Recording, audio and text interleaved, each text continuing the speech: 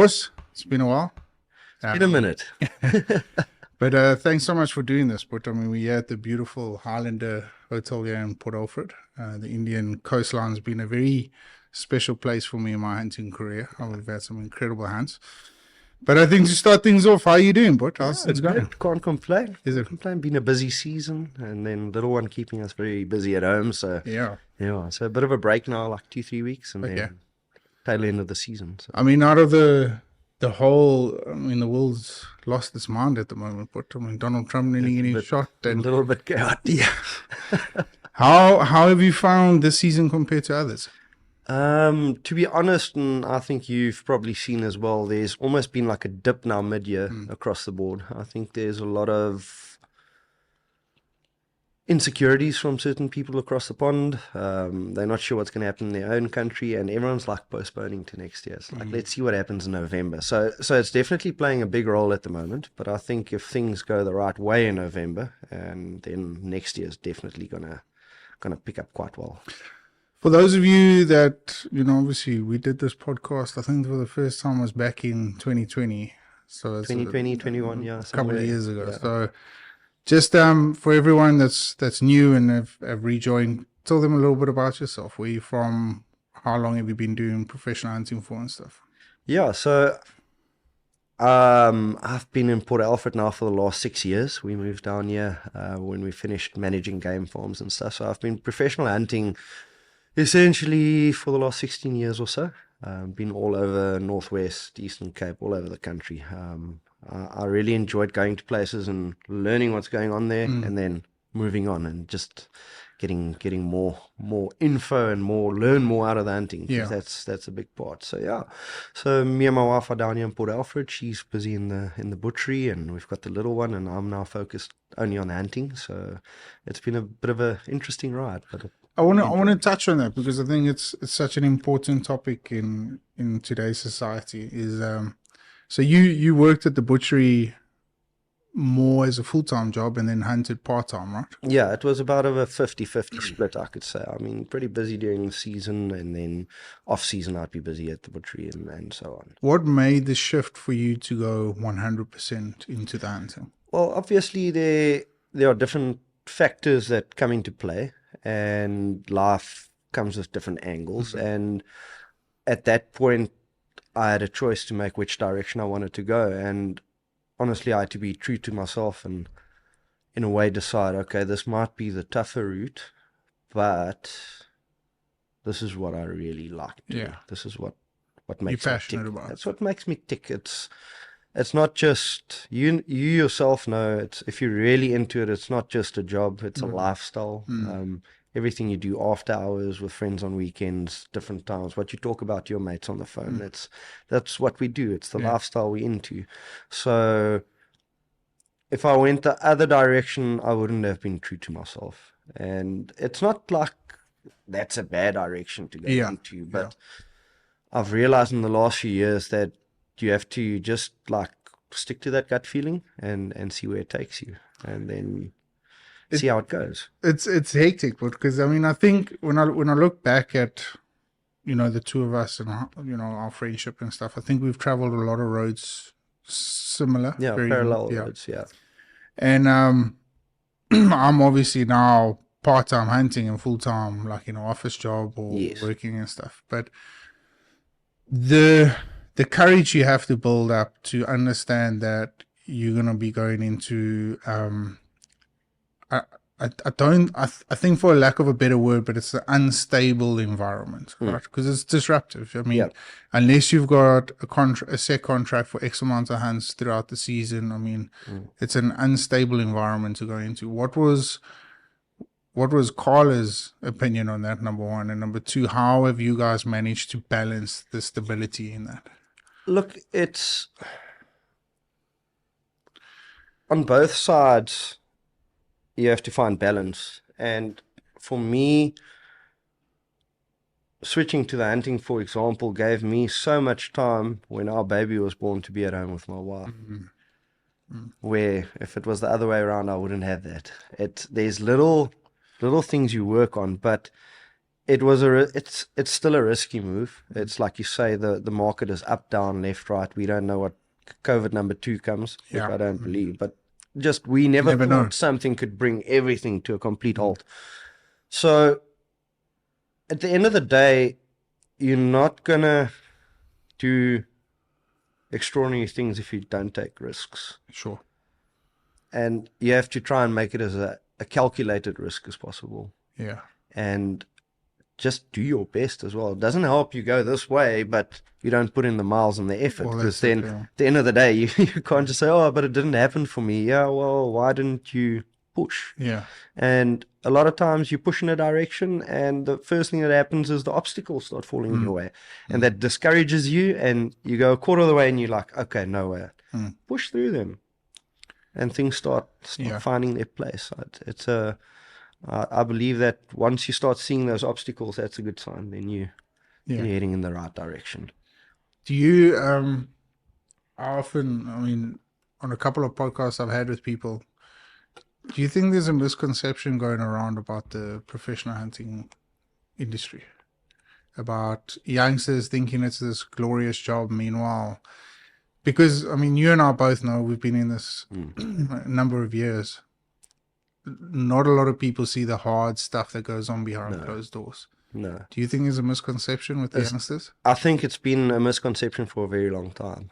And they see, a lot of times when these youngsters see us is when we, like here at the coast, and we at Guidas, and they see the people, and they see this, and it looks like so much fun. Yeah. And they speak to you, and it's like, you can just see the excitement, but no one sits them down and says to them, oi, but it entails this, time away from family, on the road the whole time, this, that. It's stressful, you know how it is.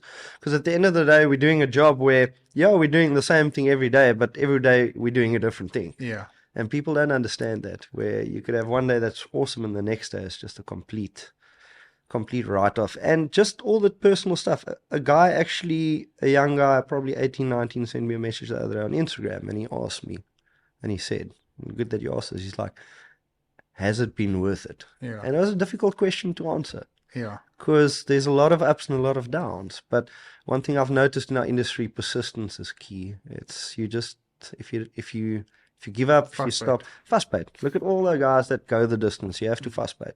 So he actually asked me that, and I was like, some days it doesn't feel like it. We've all had those days where we look at our industry and we're like, wow, is this what it's become? Is this, where are we going? Where is the country going? I think the country's in a bit of a better mind space now with what happened with our last elections. Yeah.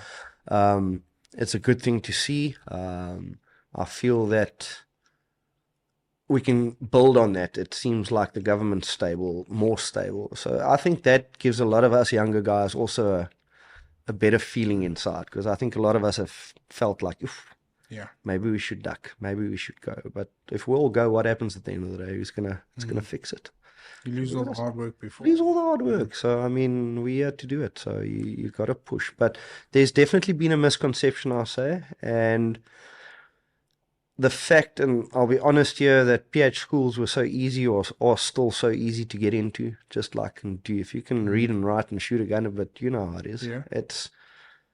That needs to change drastically, because I think, and I'm not going to point fingers, that people are churning PHs for the monetary value, but it's not all of them. But they're throwing people into our industry, and I'll take an example, a good 5-6 years ago, pre-COVID especially. Yeah. If you were hunting for outfitter and something wasn't 100% there, if you were just a bit skew or you wanted to say this or that, they tell you, if you don't like it, buck, there's a door. There are 10 guys waiting. And those 10 guys don't care. They're so desperate for work, they'll do it for half the price. Yeah. And that whole thing that brewed there has created a lot of, I think, things that have happened in our industry that aren't good. I prefer the idea of having these guys go through a more strenuous process, a more controlled process. I myself took it upon myself, and I went to Carl and them, John X, and for 2.5 years I ran around there doing whatever I was told to do. But that's what you got to do, because I can honestly say that when I walked out of, I knew nothing. 10 years down the line, I still knew nothing. Yeah. 10 years down the line, you think you know something, but then you get humbled quickly and then you still know nothing. So to realistically think that anyone that comes out of a 14-day school can just walk out and guide a client, nah. Yeah. No, there's serious discussion that needs to take place around that, in my personal opinion. When you get asked the question, has it been worth it? From what point do you see that? Like, when I get asked the question, I always try and look back at my career and say, well, where did I want to make a difference? Because there was a point in my career where the shift changed from chasing dollars to actually being a little bit more concerned, or now 100% concerned about conservation. So when somebody asks you, has it been worth it, what perspective do you see that from? You have to look at different facets of it all. I was lucky to be involved in a lot of conservation work as well, with John X. And like where I want to say it hurts, but when a guy asks that and you're like, it's more on a personal level. Sure. That's where you lose a lot when you do this. Is you lose moments, you lose time with family, there's a lot of sacrifice. I mean, I had to do photographic guiding at a stage to be part of other stuff and to just stay in the industry. And like then you're sitting on Christmas Day serving other people and giving them the day of their lives, but your family's sitting at home and you're working. So that, a lot of that, you can look back and say it was not worth it. But then on the other hand, the other opportunities or the experiences that hunting have been able to give me and Carla, and you know what I mean, I don't say it makes up for it, but there's it's to find the balance between those. True, yeah. Because you know as well as I do, our industry is not known for its good success rate when it comes to what we do and marriages, etc., etc. 85% divorce rate. There we go. Scary. So I think I've also learned a lot through the last few years. Just we all have to mature as men, I think, when it comes to that.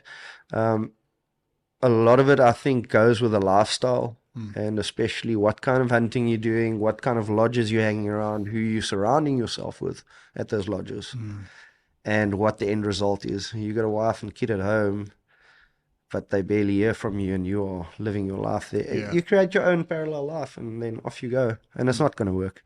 So you have to make time, and I think the people I hunt for and places like that, no one really has an issue with you going to your room and taking an hour. Yeah. And touching base if you need to. You know what I mean? I think a lot of guys don't pay attention to that. I didn't at a stage. And then I started realizing I had to.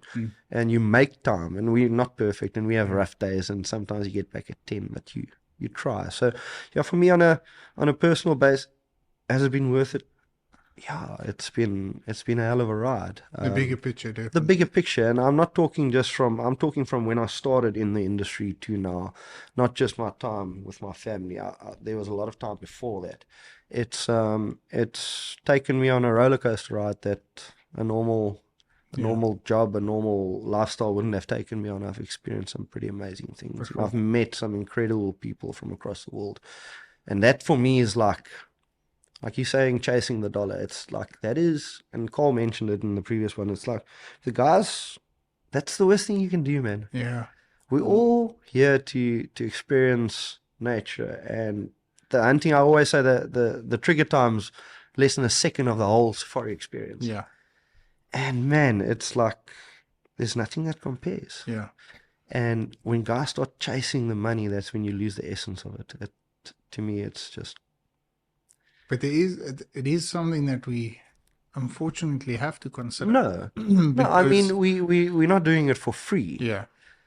But I've just found, similarly in my career, like, and I refer to Carl a lot because that's where I learned a lot of it. It's like it takes care of itself. Yeah.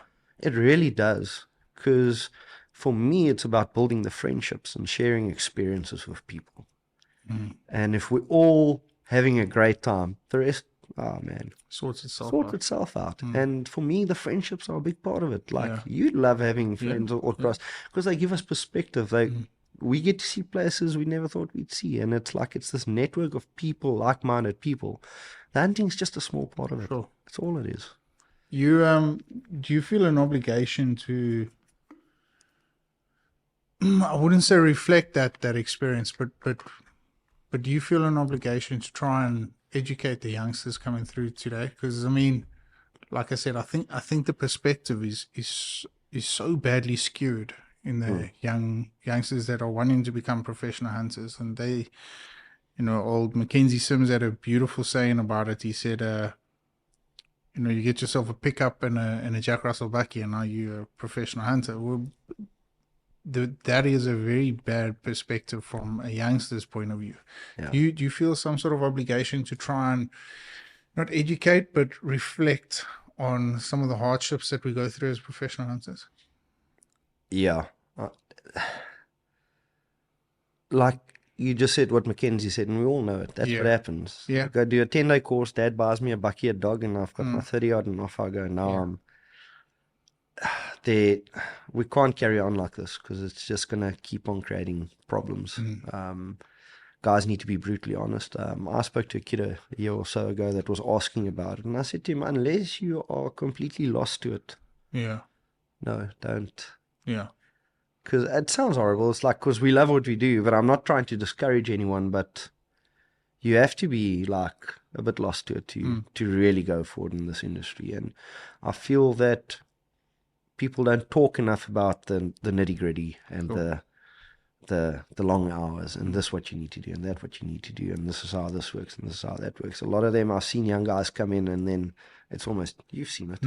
It's like all of a sudden they're like, whoa, okay, now we're at a busy lodge where there's 10 buckies here, no one's holding my hand, no one's, and that also spirals, and that kid spirals, and the client's having a bad experience. I think there should be a benchmark to say, okay, now you can, like calling them, like there's a time frame. Now you can touch people pretty much. Because I feel I can take it from myself. If I got to explain what dangerous game hunting was like in the beginning, you know what I mean? And I was like first holiday at Varsity, and I went up, and next moment we're in the thick of things. And there I quickly learned that you think you know something, you know nothing. Nothing. It's a weird situation because from a professional hunter's point of view, I kind of feel some sort of responsibility because your industry is in the hands of somebody else. But at the same time, I do think as outfitters have a much more responsibility in educating these youngsters coming through than anyone. I mean, the way we're probably going to refer to this podcast quite a bit, but the way Cole spoke about it, as youngsters coming through after 3 years experience with them, they're still not good enough. Well, not good enough, but they're still not capable enough yet to guard trophy hunters. No. And for me, when I look back at my career, I started guarding my first client. I had a rugby injury when I was 21, and that was my first client I guarded when I was 21 on a trophy hunt. I don't know what the hell I was doing. I still make mistakes today, but then I made terrible mistakes, and it disheartens the whole environment. Fortunately, it was a British hunter, so there were a lot of skull mounts, and I got away with it. But if I look back at the outfitters, and I think, like you say, do you feel that there's been a shift from their side, and a lot more of them now are trying to pump through numbers and cash as quickly as possible, and they are neglecting the professional hunting side of things? Yeah, for sure. We can see who's doing that. And we can see where they go, what they do, and what's left of the land. Like, we're not going to name names here, but you know what I'm talking about. And a lot of the young guys are hunting with guys like that, and that's the problem right off the bat. They get in with an outfit like that. When you go, I'm a boom boom, Dunlop Safaris, and that's, what it's about. And immediately there, that guy gets off on the wrong foot. And then he gets to a decent outfit, and then what? He doesn't know what he's doing. He doesn't know where he is. It's just we get thrown into it way too quick. I mean, when I was working for Carl and them, I was literally a skivvy for 2.5 years. I never even thought of, like, you know what I mean? You got to carry the sticks, you were happy that day, kind of thing. And that's where everyone needs to go. And I think our industry will get taken, or South African PHs will get taken more seriously once that starts to happen as well. Because the Namibians are always giving us trouble. Those guys are giving us trouble. Those guys are giving us trouble. We need to up the standard, and this whole thing that's going on with it becoming a diploma and all that stuff, that kind of does need to happen. It needs to be a recognized profession, not just a paper that says you're acting on behalf of government and conducting this hunt. It's so that guys can really make a choice, and there needs to be norms and standards and bring it up quickly. Because me and you have both answered for this outfitter, but he said something the other day when I was still there. He said, the movie stays the same. It's just the characters that change. And I looked at that, and you think to yourself, in the bigger picture, professional hunters, and I've said this for a while, but I think when it comes to conservation, if you're looking at it from a conservation point of view, your professional hunters are the front line of any conservational decision that gets made on that farm as far as hunting animals is concerned. They're the ones that are choosing the animals, the correct animals. But when your outfitter is giving you an obligation or criteria that you have to fill the bakkie before lunchtime and come back, you kind of get lost into the system. You can't make the right choices then. But as a youngster, you're guaranteed 150 days of hunting.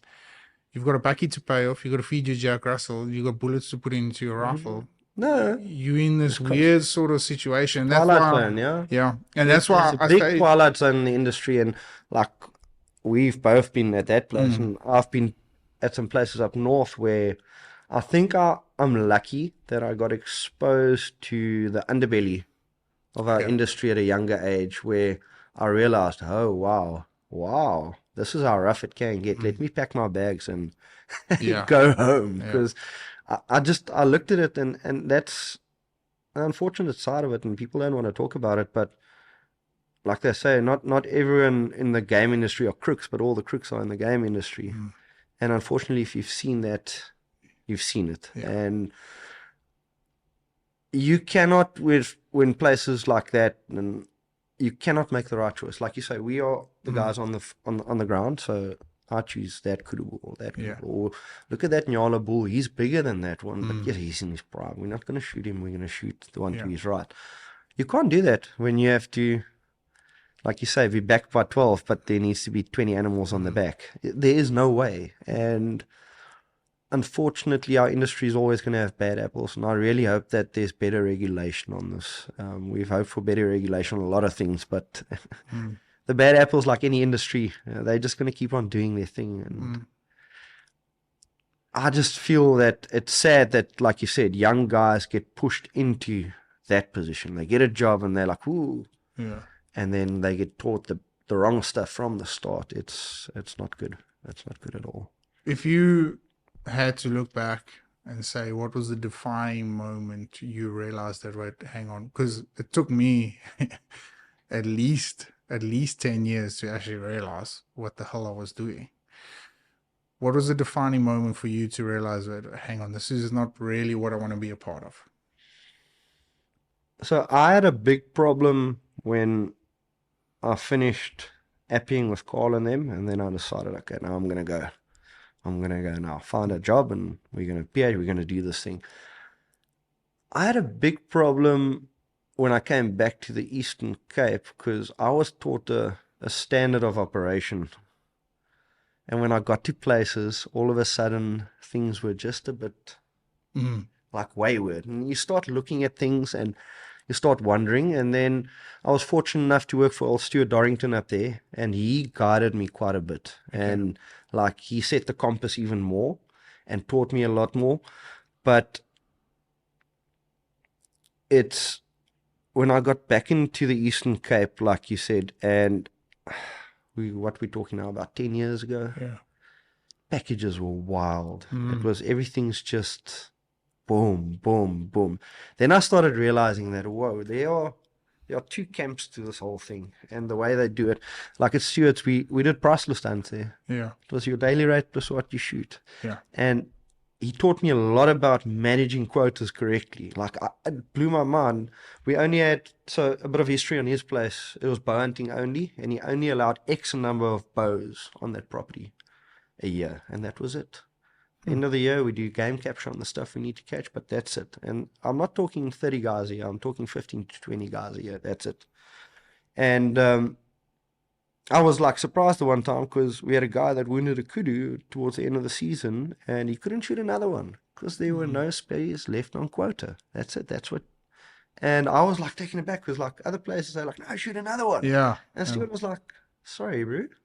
You can shoot this or this, but this is how we do it. But we were constantly shooting animals, waterbuck 30 inches, constant, doom, doom, doom.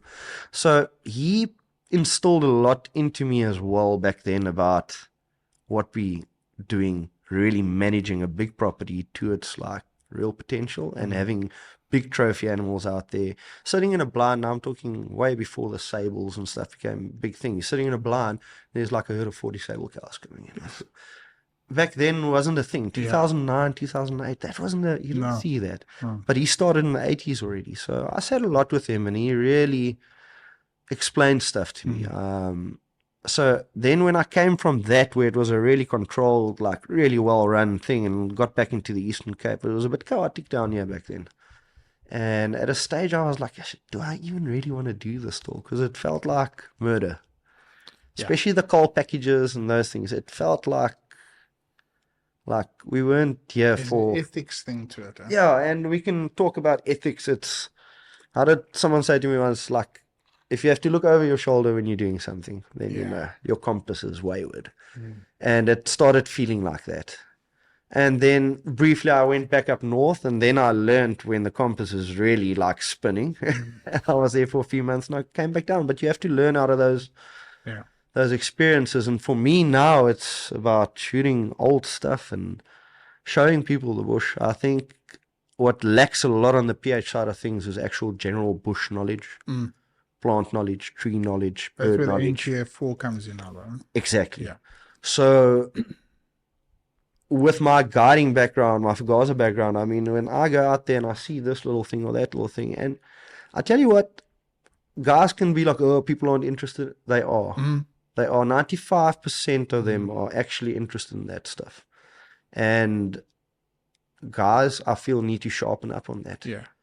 And if you look at guys like Carl and them, again, we're referring back, those people know their bush, they know the plants, they know the trees. You need to offer an experience. And not just a hunt. It's like, I'm taking you into my backyard, come and look what we have. I want to show off a bit. Because you know how it is. If you're on that side, you're walking, you see trees and birds you don't know. You want to know. Exactly. I mean, I'm not saying know every brown and black bird that whizzes past you.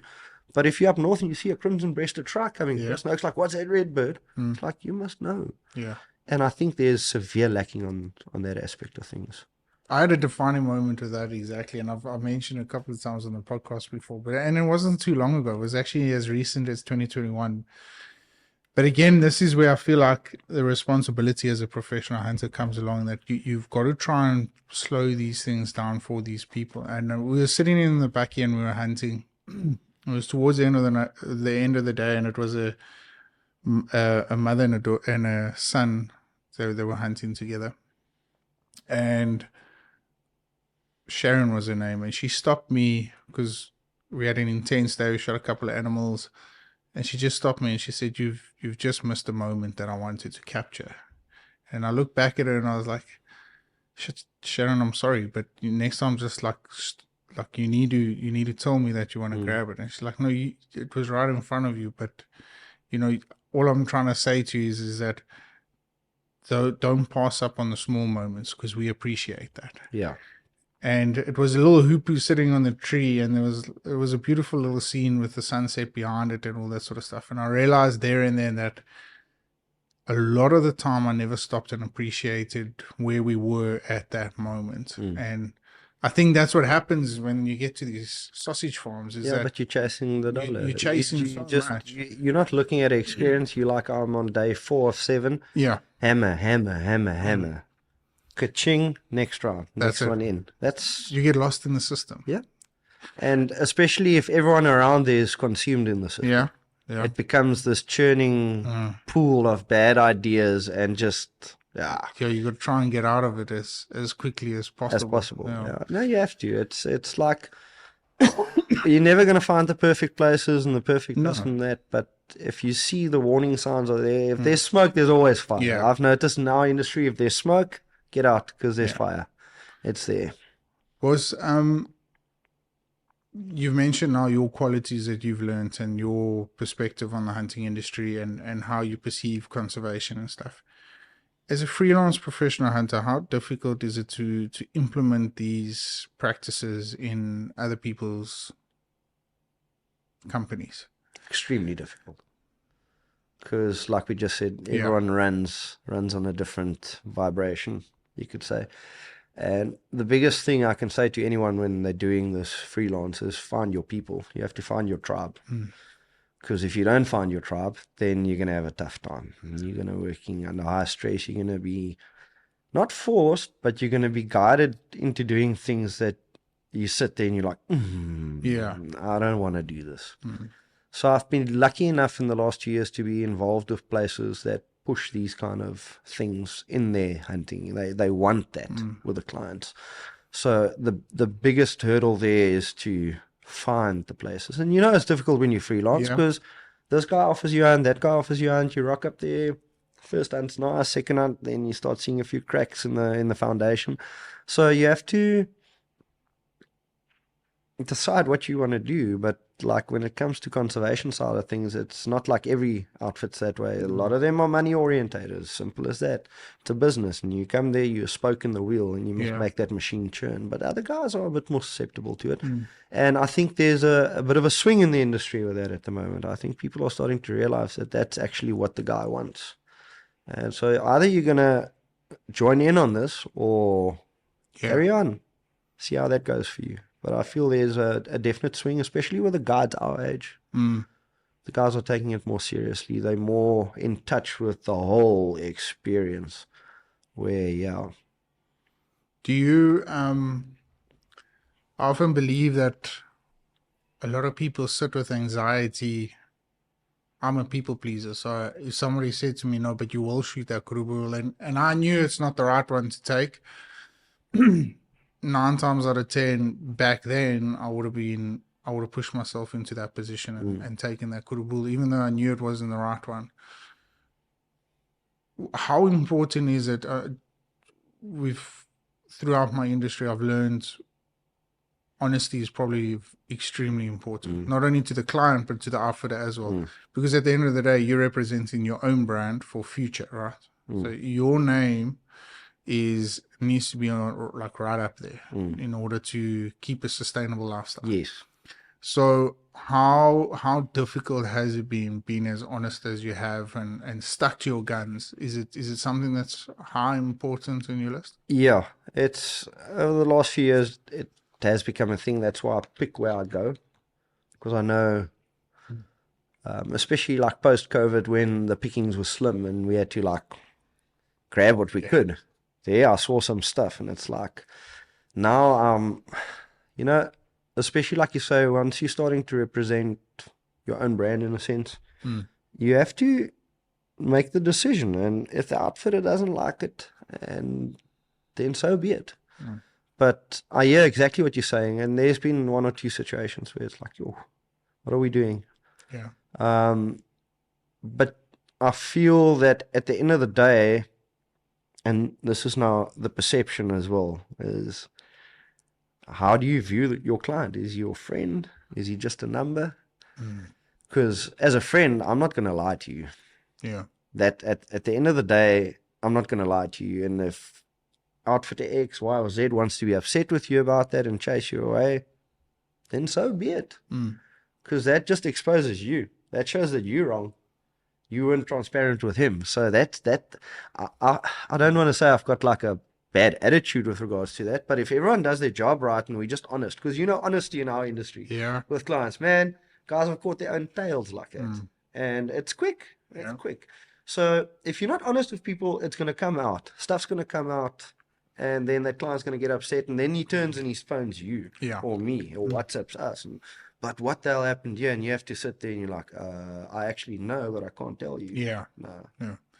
Boss, being being what you've been through, obviously, like we've mentioned with the change of company and stuff, do you think professional hunting is still sustainable? Depends how Mm. hard you've worked to get where you are. I think it's sustainable, but I mean, if you're gonna be a young kid and jump in with the first Kavuki Land Safari here, it might not be, my friend. It might not be. You have to. The industry's changing quick. I think me and you have seen it. We probably saw it 2020 already when these ideas started coming in. I feel that there's a lot of change, and the guys, if you're smart enough to see the change and where the opportunities lie, it's viable. But if you're just gonna go in there like, "Oh, we're going hunting," Yeah. no, no, it's business. At the end of the day, it's business. It's people relations. It's you're farming with Yeah. people essentially, and it's if you're just going to go in with a gun-ho like attitude now, like we did when we were young and went into the industry, oh, forget about it. Not There's too sustainable. many at the moment. Is like so many of the weeds got weeded out with COVID. So if you're not up to it, yeah, there's like a lot of the places have got established guys now, Yeah. and you're gonna have to work your way in now. The pickings are slim. There's not a lot of no PH schools in the Eastern Cape at the moment, Yeah. which is I think helped our industry a bit slow down Injection. that injection. But it's a tough industry, though. It's like any industry. I think it's you could say yes, it's going to work. No, it's not going to work because of that. But There's you got to always going to be keep on bad going. It's apples. like any industry. People are like, yeah, is that business deal? Yeah, I don't know. No one Yeah. knows if that deal's going to work. But if it's going to work, it's going to work. Mm. You just need to try and take the best calculated risks. That's all we can do because you can't just live like with a defensive mindset. Yeah.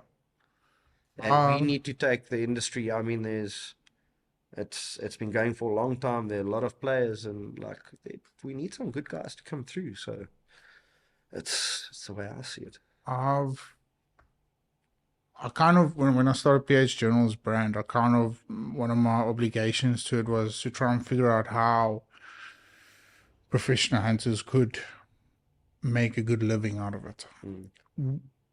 Out of your experience, because with business and everything you've been through, how is professional hunting scalable? How can we scale it to where we are making a good living?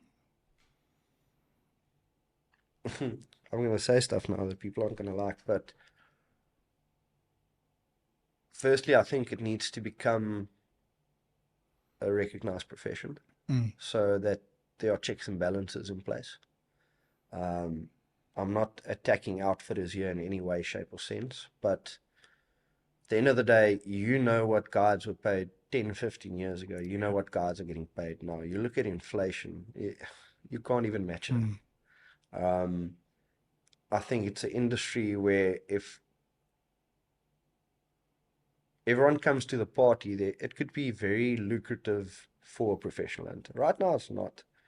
We allow rely a lot on our gratuities, our tips, stuff like that. But daily rates, I mean, at the end of the day, look at your big guys, what they pay compared to your average guys, and then you ask, why do the big guys have the same 8 PHs for the last 10 years?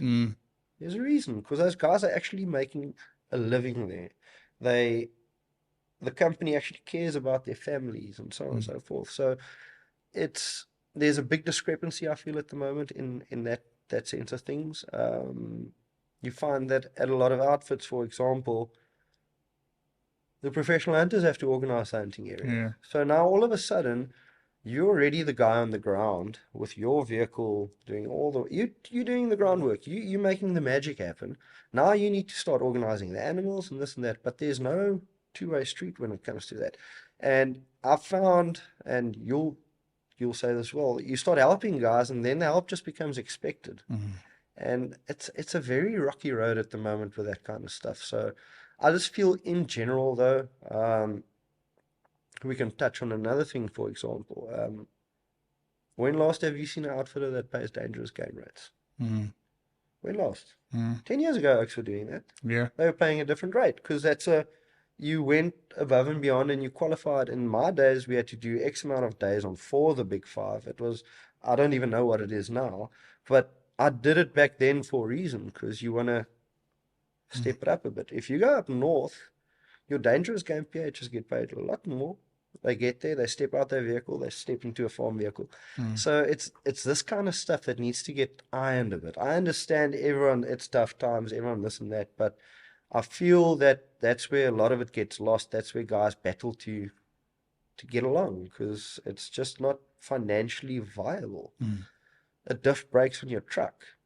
Now you look how much money that costs. You know, blow a tire, buy a set of tires. That's and that and there are outfitters that look after their guys. You blow a tire, you'll buy you 2.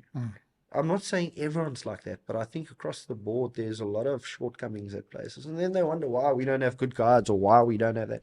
It's because you're not. Yeah. It's supposed to be a two-way street. You can walk a long road with a guide if you look after him. Yeah. I think for sustainability in the whole industry, I think that's probably more of the important aspect because, like you say, there's all those unexpected costs when it comes to professional hunting. And you know, you mentioned dangerous game. I mean, that's true. I mean, a couple of years ago, if you got your dangerous game license, you were paid well. You were looked after. Yeah, you were looked after. And where I have a qualm with outfitters, and I'm not mentioning specifics, but they'll on their price list. If you're on dangerous game, then the daily rate's $200 more, $150 more, and their argument's always it's for the guide. Yeah. But the guide never sees that. And that's where I have a problem with it.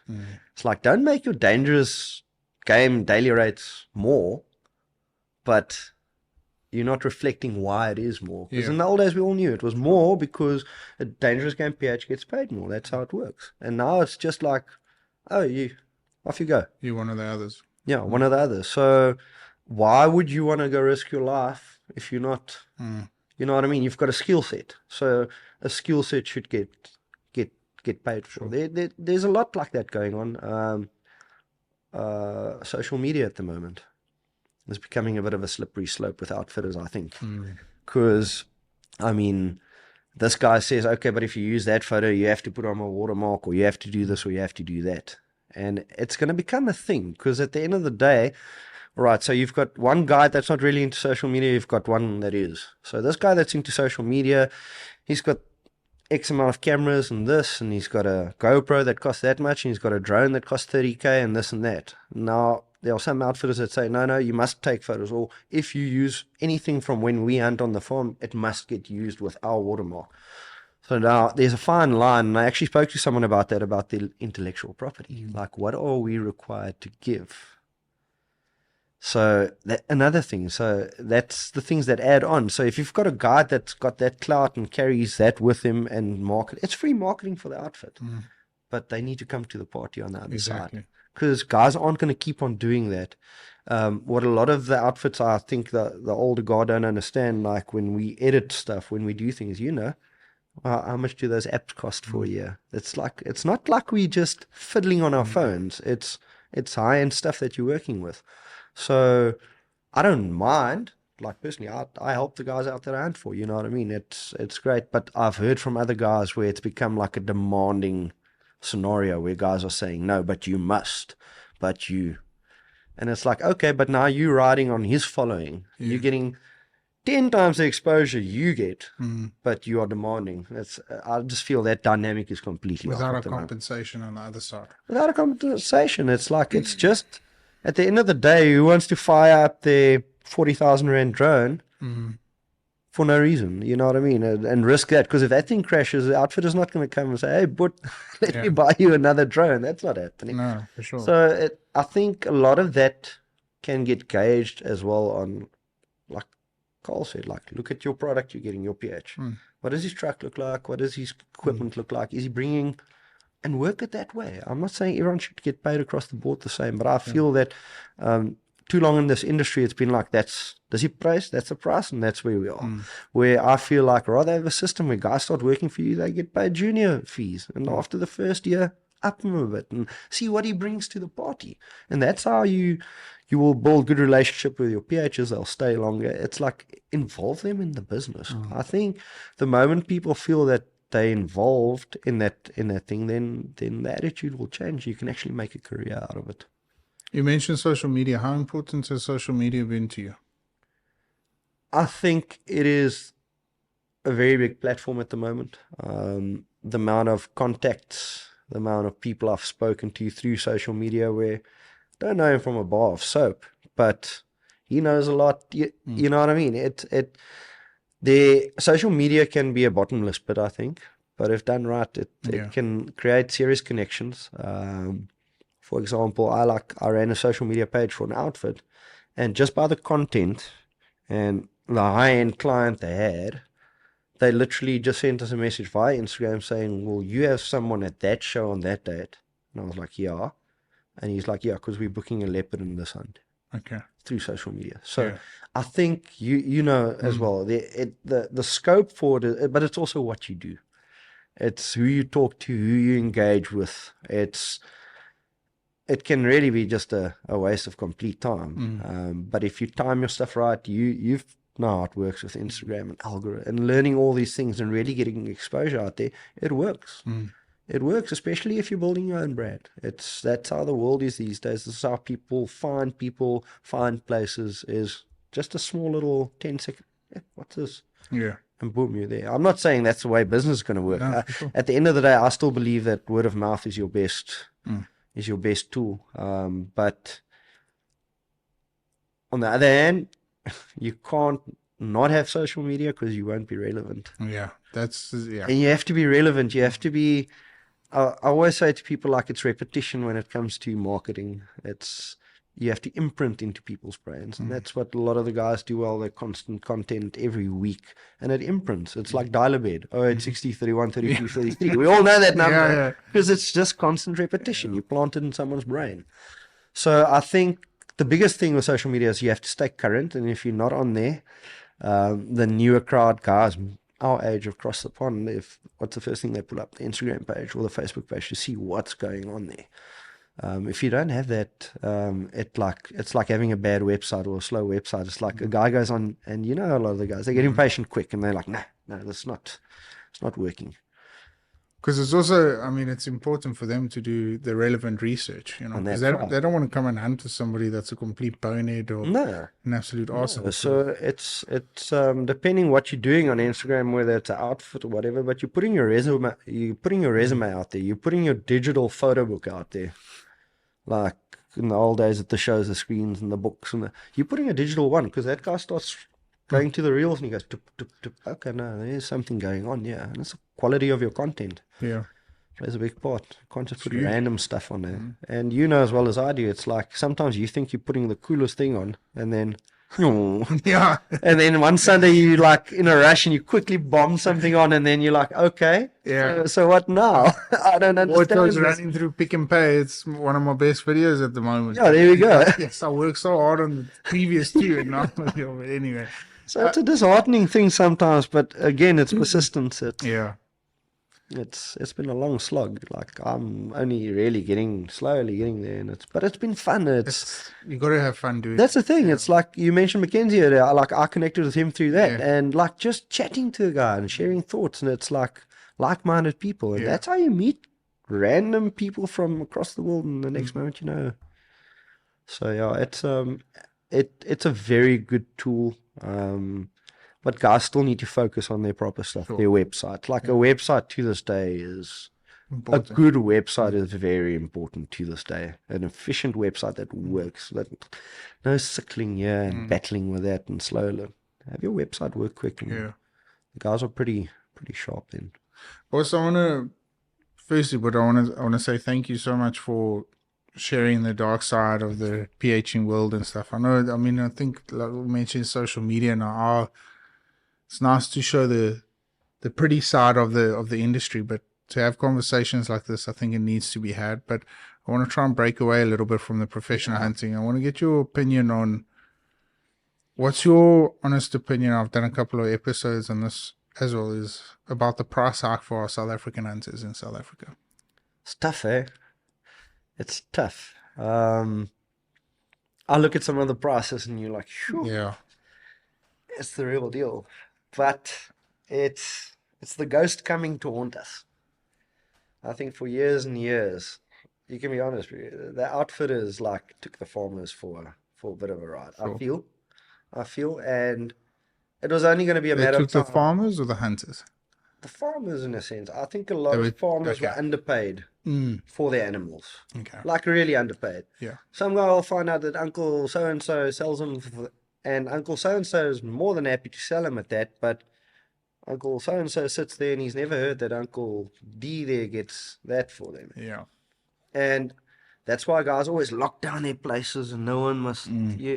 So for me, it kind of feels like we caught our own tails eventually, and these guys woke up. Um, I feel that there was a lot of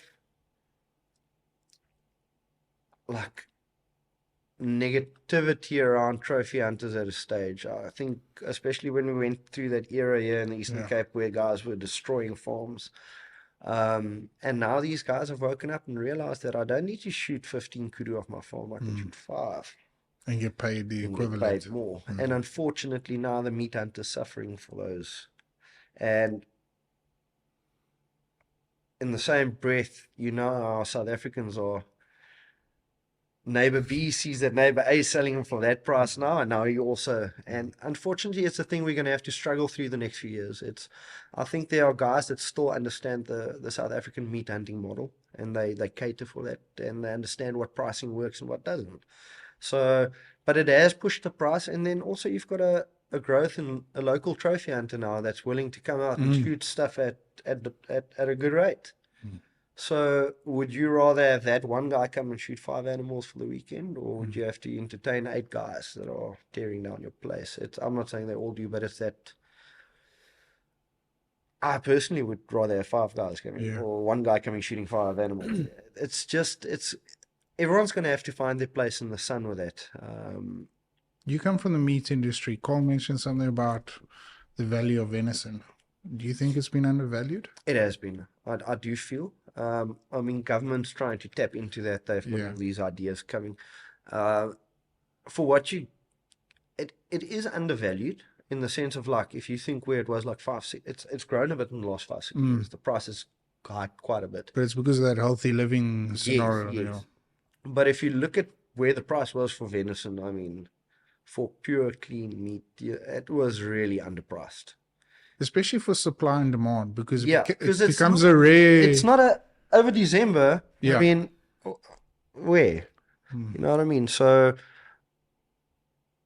if you look at what you're paying per kilo for a kudu carcass around here, and you take that same kudu carcass to Cape Town, and you break it down there in Cape Town, and you make some good stuff out of it. Look at what you're going to sell it for there. It's undervalued regionally. It's not undervalued in Joburg or in Cape Town. When you buy venison there, you're paying out of your ears. And I'm not saying it should be that way, that we're paying out of our ears, but it shouldn't be where it was about 5, 6 years ago. It is a market. I think venison meat can get used more as a protein source. I mean, especially with government, they're talking about like 0 rating like chicken, for example. You know what I mean? It's when if they want to do this venison master plan, like that's the kind of stuff. It comes from the land. You know what I mean? 0 rate that. Let the people utilize. At the end of the day, we've got a lot of animals, and if managed well, we can make a difference with them. But it's all about. I always say, look at our government parks at the moment. Look at our beautiful reserves in the Eastern Cape, Fort Fordyce, those places, Mpofu. It's all falling apart at the moment, and there needs to be a way to utilize these animals and conserve those areas. Because at the moment, that's not happening. It's not a thing we want to say out loud, but I mean. Those places are just stagnant. Nothing is happening there. Yeah. And imagine we could have an area like that and put it on auction and say, like the concessions in Mozambique, it's for 2 years. If you want them both there, What and do you run mean it. by that? Like just put the hunting rights for Put that? hunting rights on it. Instead of it standing there now. Dol, who drives to Mpofu on a Saturday and pays 20 tickets, $20 to go drive on a broken road? Yeah. Rather take it as a concession and source it out and say, all right, this concession's up for sale for the next 5 years. Boom, put your bids down. Because Addo's doing that now. They're going to launch a. They do it every so often where they launch those packages where you can tend on shooting or Yeah, culling but yeah, you got to get specialized culling teams and all yeah. that. Why not? I mean, sell the warthog at X amount of money to an outfitter and let him come on there and yeah. That's great to hear because we were actually in Addo when me and a mate were discussing this and we were talking about Mpofu and Addo and we were Okay. saying that add value to that animal because Yeah. I know one of the guys that's done culling there and I mean like they skid 40 foot and some of the stuff there, I mean if you get to blank off a section of Addo and say okay for 2 weeks you can come in here and Yeah. it's conservation at the other end. It's Sure. like, but add value to that animal. The park itself can make so much more money out of the operation than just mass culling. It's difficult to run the moral. You know what I mean? The dual system. We all know that's a very fine line to tread on. Yeah. But take the smaller places. Some of them are so beautiful and they're just standing there. And the game, you know, it can be better managed. And let the hunters look after that for you. Yeah. Instead of it, what income, what are those workers getting out of it? No one. No one's coming there. No one's staying over. No one's got laundry to do. No one leaves tips behind. They're just sitting there, Getting their salary, five to doing nine what they or need nine to to do. five. I mean, and we've got some of the most beautiful tracts of land. Just nothing Stagnant. productive. And we can't waste land like that in our country. I Sure. feel there should be a way to utilize it. We'll keep referring back, but Carl had this magnificent way of perception about our animals as a commodity instead of as packages and stuff like that. Like for so many years, I was oblivious to the fact that we were actually just prostituting our animals out there and just getting rid of them. The idea was to sell them as cheap as possible, get rid of them, buy a new truckload in, get rid of them, buy a new truckload in.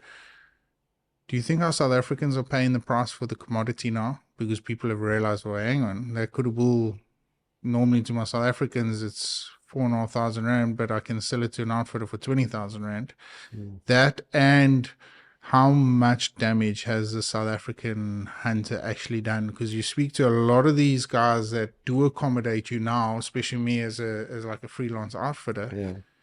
And they kind of saying, well, I don't really want South Africans here because it becomes a drinking scene and they've damaged my lodge, they've damaged my house, they've left wounded animals out there. How much, firstly, do you think they're paying the price for the commodity? Secondly, do you think they've actually been somewhat a part of the damage that we see now? Definitely. Because they created a stigma around themselves. I mean, we've got the term, we call them brandy hunters. Yeah. So that doesn't come out of nowhere. That just doesn't manifest itself. And I've been part of those. I've been on corporate hunts like that.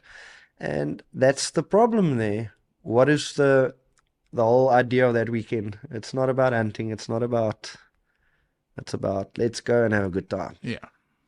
And that's where it already starts. You know what I mean? Like you say, now the guys are going out. Some guys shouldn't even be going out in the morning. Now you got wounded animals and this and that. It's like we say in Afrikaans, the lat gepluk vir hulle eie gatte. It's like they pick their own rod for their bums. And that's what happened. It's like, we understand it's a cultural thing. It's like we don't have public land hunting and people actually hunt seriously. 1 week in a year, a bunch of guys get together and they want to go blow off steam and decides to be a hunting weekend, unfortunately. And it's a dog show. Yeah. And I do agree that has come to bite them in the back. And on the flip side of that, like you said now, is the fact of look at the landowner. That's infrastructure. Is guys can be destructive. They burn down lodges. They drive over things. They do all sorts of funny things. And even when I was managing game farms, I didn't want South African hunters coming because it's a headache. Yeah.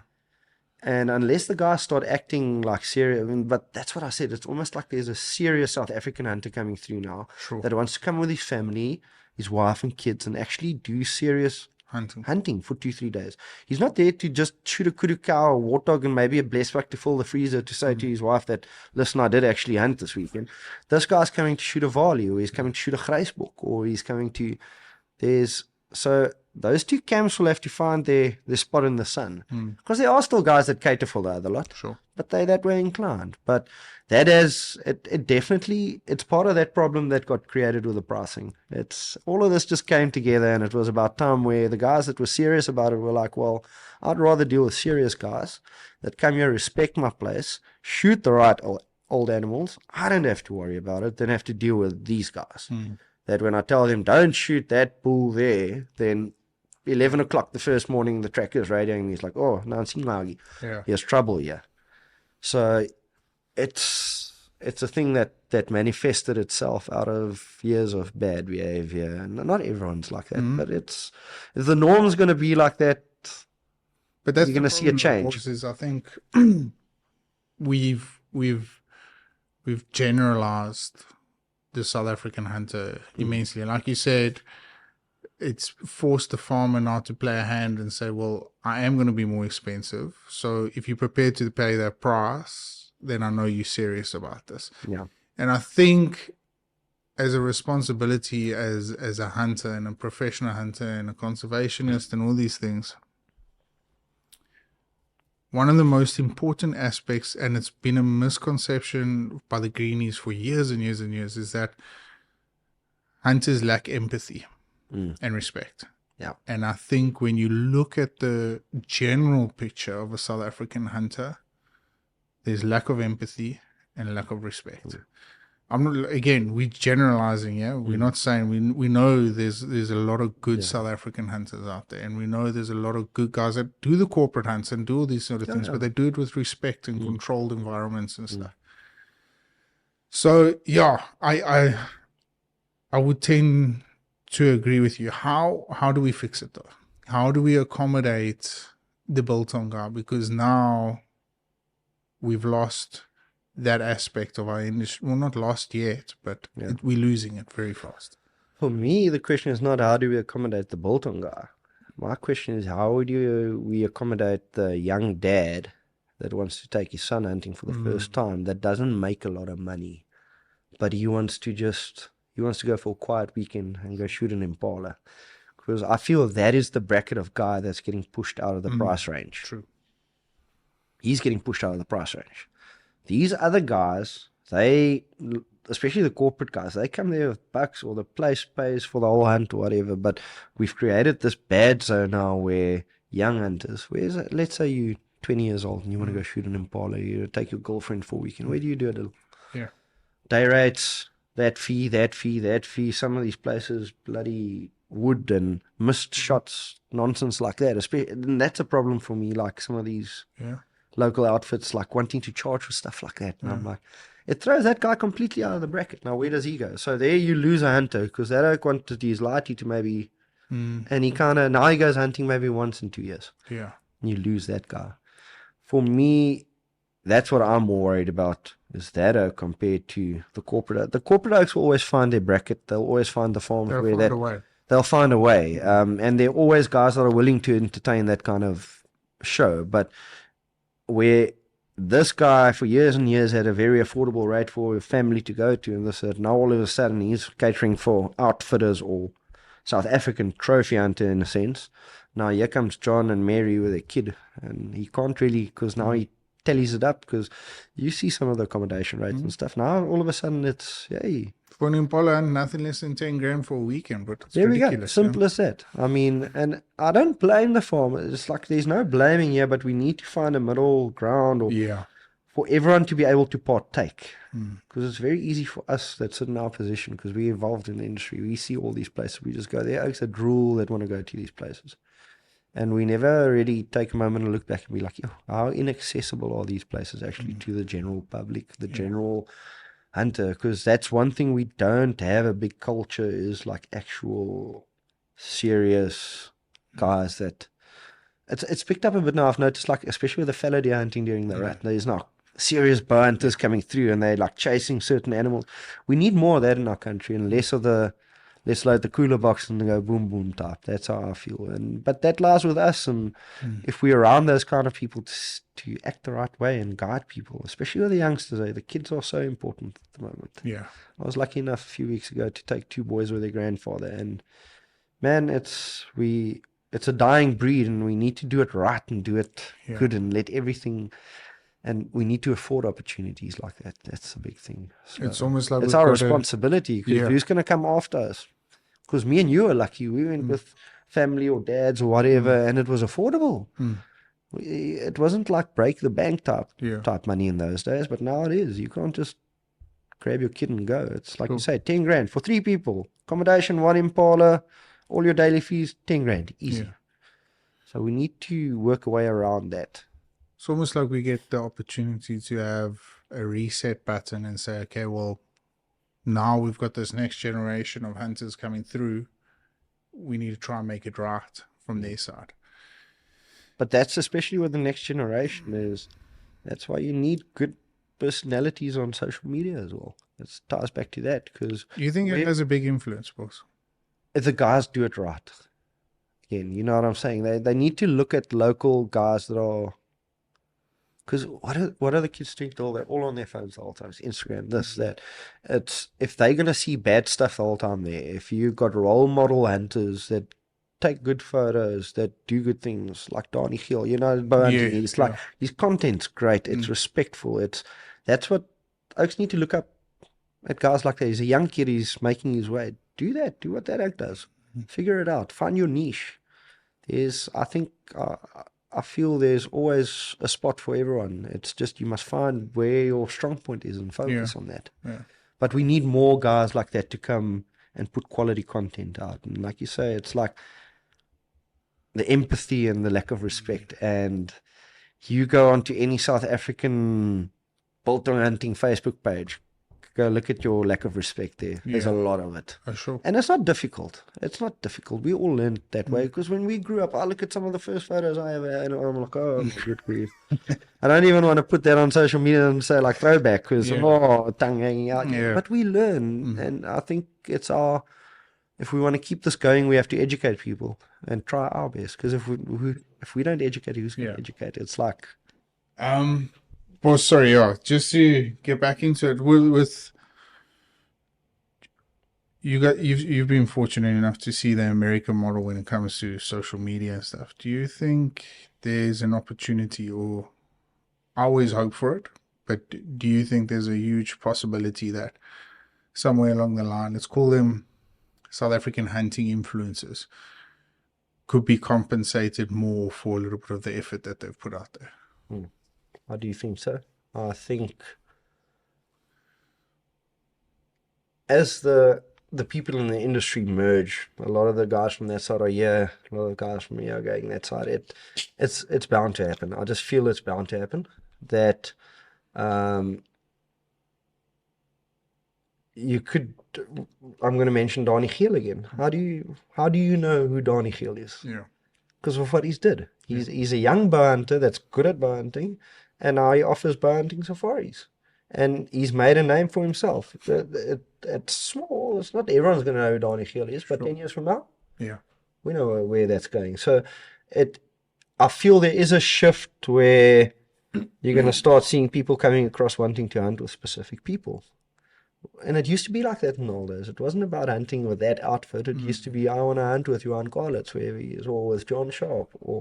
And I think with social media and good content, and there's this, people like this one-on-one thing these days.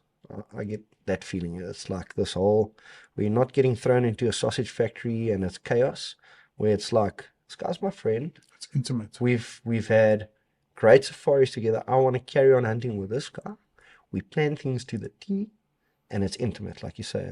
At most, he's got friends with him that are hunting someone else, or his wife, or whatever, but it's just them. Everything's focused around them.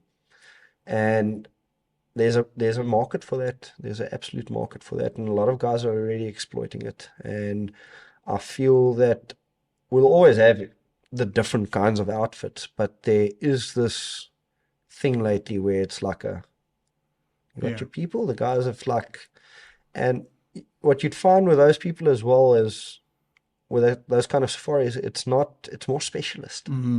It's not just your run-of-the-mill stuff. And that's where guys need to focus, I feel, and get their niche, like I said. It's like, have stuff that you can offer that is not normally offered. Have areas that people don't want to go to because there's nothing else to shoot but that thing. Okay, And mountain yolo in Ethiopia, same thing. Sure. So not exploit that animal, but like say, okay, but we're going to go up there for that, and we're going to spend 7 days looking for a chief. That's what it's about. It's not this volume hunting. It's about finding exceptional specimens, going to places where the run-of-the-mill guy doesn't go.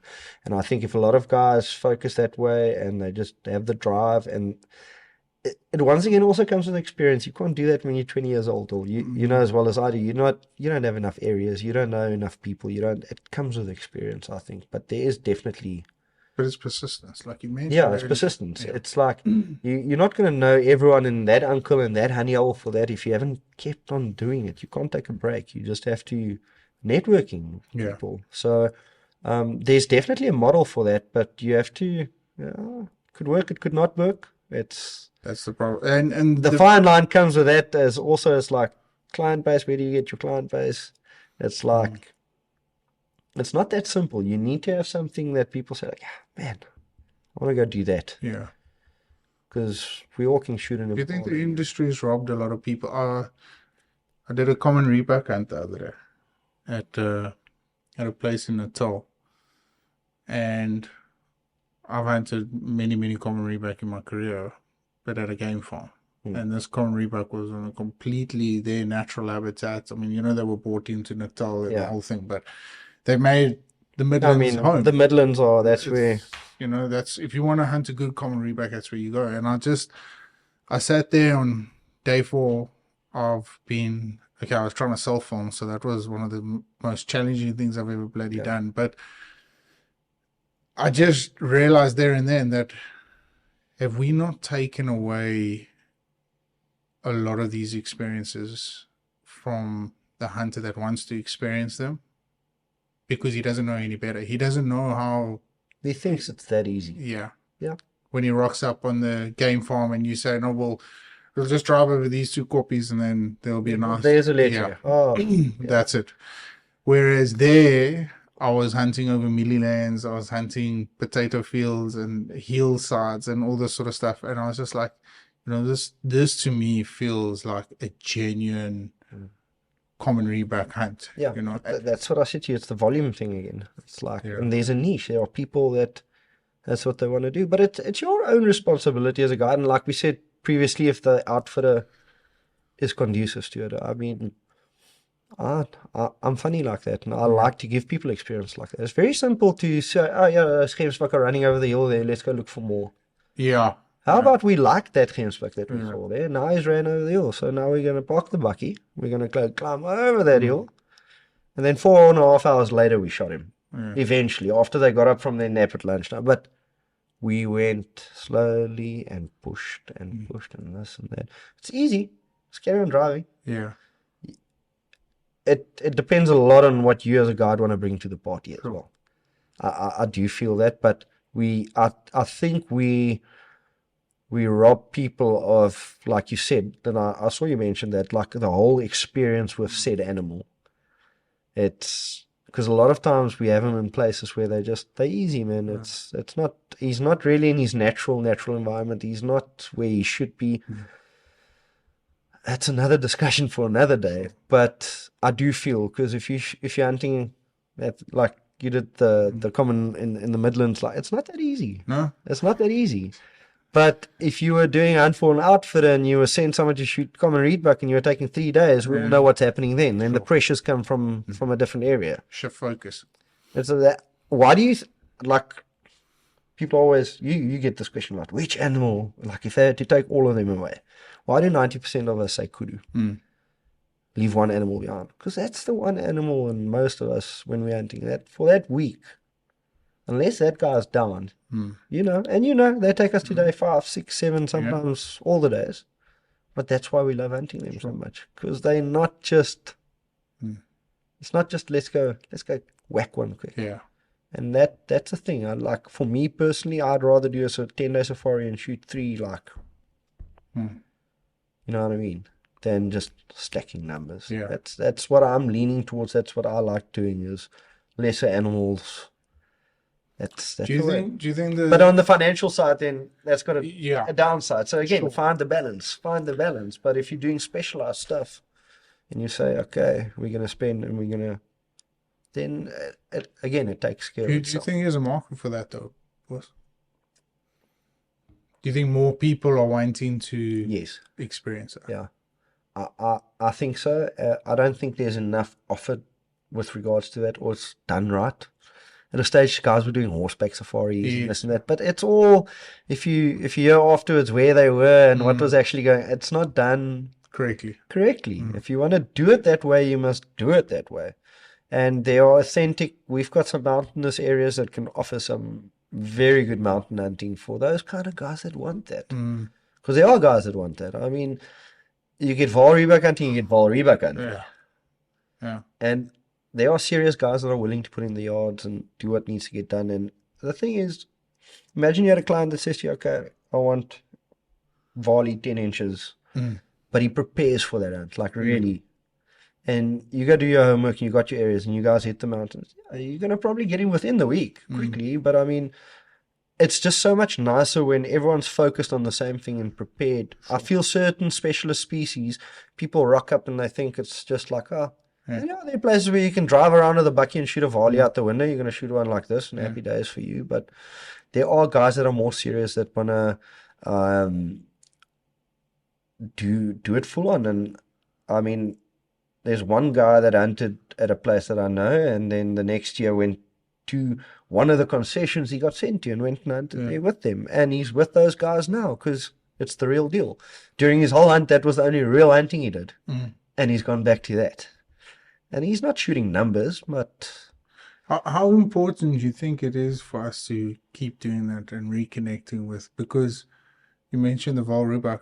That was one of the most spectacular times of my whole life. And I think I was going through my divorce. I had depression and I was like in a very bad space. And I phoned my cameraman and I said, come, let's go. We're going to go and camp in the mountains of the Jason's place there. And the goal was 5 days. And I think on day 4, we managed to get a Farley. But the overwhelming experience I had of gratification of I've achieved this amazing goal. Like it was really, honestly, I sat there that night around the campfire and I was in tears because you've appreciated this.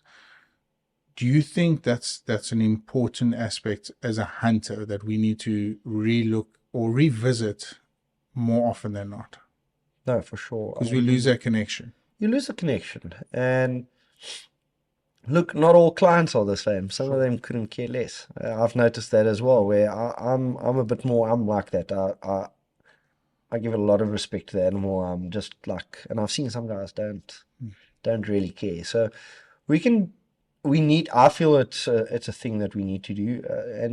But you can only do it to a point where people are like responding to it. And that's, again, it's all about balances. It's all about finding the right, because if you are... Yeah, sorry about that, boss. Yeah, you were saying that too, and then the client's not a match for you. So you have to like balance it out, and if he's not a match, it's not a match. Sure.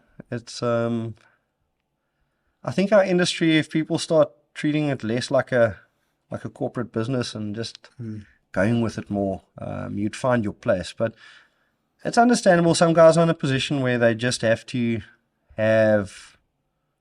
It's become their lifeline. It's their bloodline. It's what they have to do, and they do what they need to do to make sure that they lost the passion. Yeah, they lost the passion completely. Boss, but yeah, we obviously got to sneak away here for lunch and stuff. I mean, we can carry on for hours and hours, but we've got a tradition on the podcast now that I started a couple of episodes ago. Oh, here we go. It's going to be a ripper. So I'm going to give you a question that was left by the last guest. Free range hunting versus large fence hunting. And why free range hunting is important for the industry.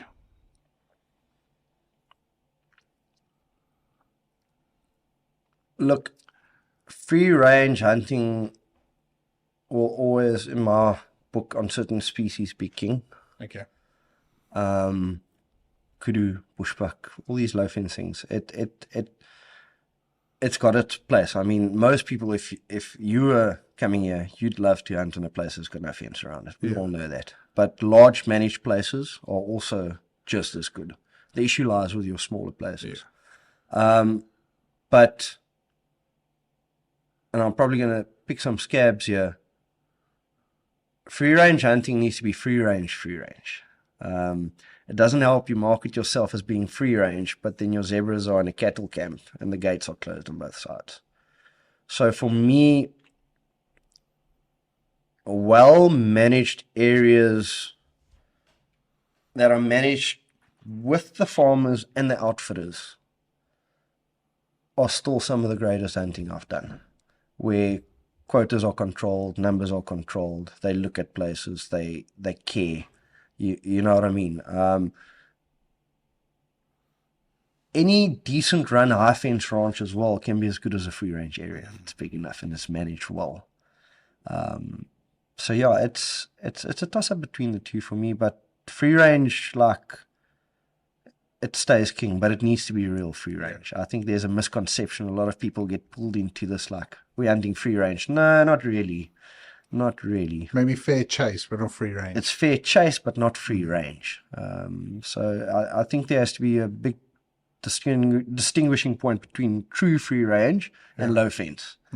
Because certain animals can't move through those stock fences, and people know less. And for me, that's not. I've been in these places where we're hunting free range, but yeah, not really. So, so that needs to also, the term is a bit skewed there.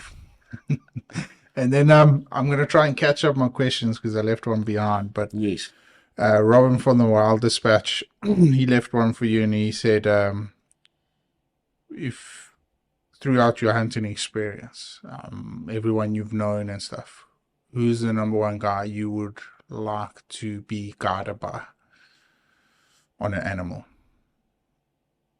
Yo, that's a toughie, eh?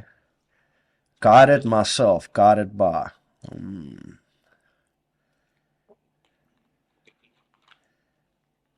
There's a lot of great hunters out There's a lot of great hunters, and for me, it's like, I don't look at the guys that, like, always the big names, you know what I mean? Yeah. For me, it's more the guys that laid the foundation for me. And Yassi, if I had to pick, there's going to be far left, but Gary Phillips, he taught me a lot, that guy. And we actually had a bit of a full circle moment a few years back. I went to go hunt there, and I was full-fledged PH, and he even looked at me. He's like, yeah, not so long ago, and yeah, man, I'd go with Uncle Gary. He was the one that was willing to always take me along, always. Gary, Ed, Carl, those guys, but Gary especially, I spent a lot of time with him, and he was always willing to help. And like Carl said on that thing, some days you catch them on the wrong day and they want to bite your head off. But I started figuring out that, you know what I mean? And so for me, that would be a privilege to have him take me out. Because it is, I always say, if there's one advice I can always give, and I was one of these, and I'm not going to hide behind the fact of it. When the older generation spoke, I always used to think, yeah, what the hell do you know? You know, I know better.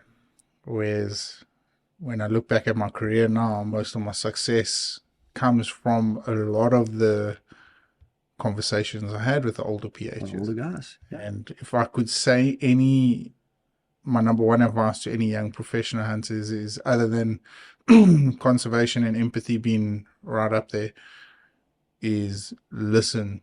Don't always think you know more. Because even to this day, I'm still that's the thing. Like I said to someone the other day, you do it for 5 years, you think, you do it for 10, you're like, man. You do it for 15, then you're like, oh, okay. Yeah. I'm only, it's getting there. And my grandfather always said, he said, be a sponge. Always be a sponge.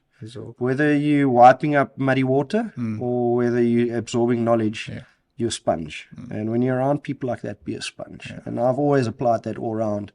I might not always agree with people, but I listen to why they disagree with me. And I think a lot of problems in the world could be solved if people just had an open mind to listen why the other person disagrees. I think it's something our industry lacks, is to is to listen to disagreements. yes, Yeah. yes, correct. I mean, I feel as a whole in our industry with our various associations, that's become one of the biggest problems. It's like almost like an American political sphere there, where it's like it's far left and far right. There's no more center left and center right. There are no diplomats that can sit around the table and say, "But listen to me without getting your heckles up." Yeah. And understand why we do not agree with X or Y. But immediately, it's just in our nature, it seems, in this country. It's like the moment someone disagrees with you and it threatens your livelihood or the way you want to do it, it's just guns blazing. And guys need to tone down, eh? Listen. I think internally we've caused ourselves so much damage with that pride. It's pride. A lot of it's pride and ego. Pride and ego. You pack those two in your pocket and you go sit at the table. You can actually converse. Yeah. But pride and ego Doesn't work. doesn't work. Boss, well, but good luck for the rest of the season. Yeah, thank you. And I look forward to doing this again. It's always lekker. It's fun. It's always lekker to catch up. I think we don't often make time to catch up and do these sort of things. So I'm hoping to. You're always busy, bro. Always busy. But yeah, good luck and yeah, we'll chat soon. Chat soon. Perfect. Thanks, Phil.